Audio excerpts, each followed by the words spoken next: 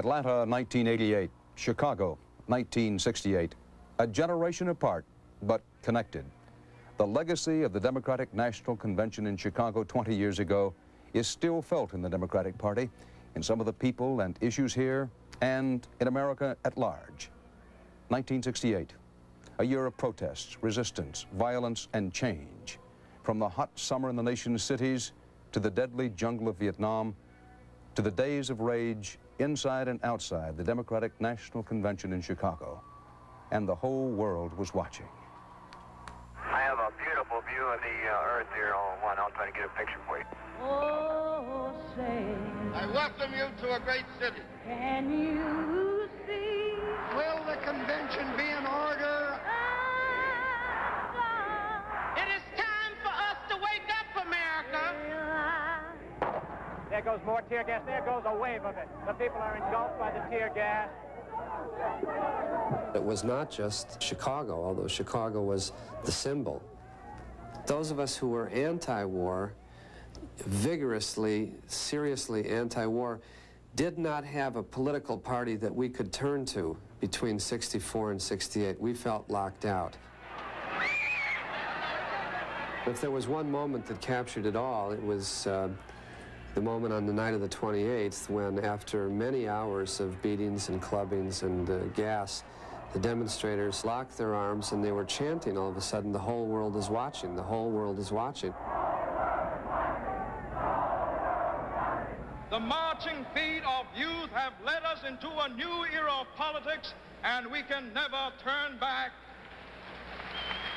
In '68, you had another convention that was outside, and somehow, when presented on the screen, it appeared as though it was one convention. I think one thing that we learned is that you can't divorce the decisions that are going on inside the convention hall from strong prevailing views on the outside.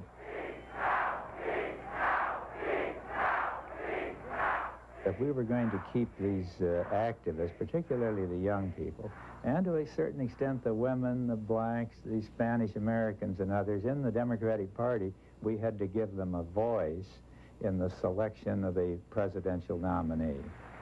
And with George McGovern as President of the United States, we wouldn't have to have Gestapo tactics in the streets of Chicago. After 1968, I had so little hope. I was not prepared to see the party reform itself so rapidly between 1968 and 1972. This convention must say to blacks and young people and Latin and women that the convention is open. People who had been on the outside suddenly were on the inside.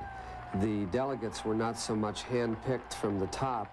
They were chosen in caucuses and in primaries among activists and average voters. That made a big difference. 1988, I think we've got a convention that is far more representative.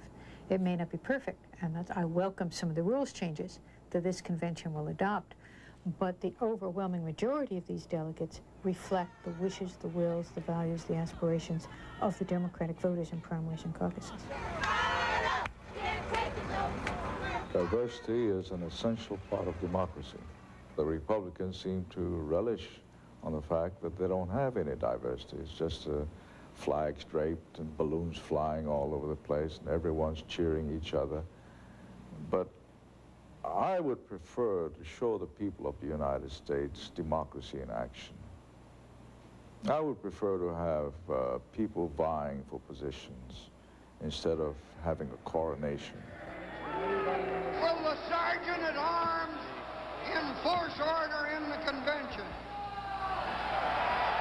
Now, if you have a convention where everything is contested, if you have fights on credentials, you have fights on rules, and then you continue arguing on platform, I think people can rear back and say, wait a minute, if those people are not competent to manage their own affairs, then how can they manage ours? And that's a legitimate question. I think we've got to meet it. Hazardous as it is, from my perspective, is just a lot more interesting and more fun to be a Democrat and to be a part of this quarreling, diverse party that we call the Democratic Party. Give me the opportunity to fight my battle. I don't want you to cover it up and sweep it under the rug just for the sake of having a smooth convention. The major issues are the budget deficit, the trade deficit. I think we're all concerned with the same thing, Contra, South America. We really believe that AIDS is the #1 issue. Education is #1. The issue of income security. We're asking these parties to hear us. And if they don't, we'll just have to speak more loudly. The people united will never be defeated. The people united will never be defeated. No more. United will never be defeated. No more. United will never be defeated. The people united will never be defeated. Until our special coverage of Night 1 of this year's Democratic National Convention with Walter Cronkite and Eric Sevareid starting at 9 Eastern Time. Dan Rather, see you soon.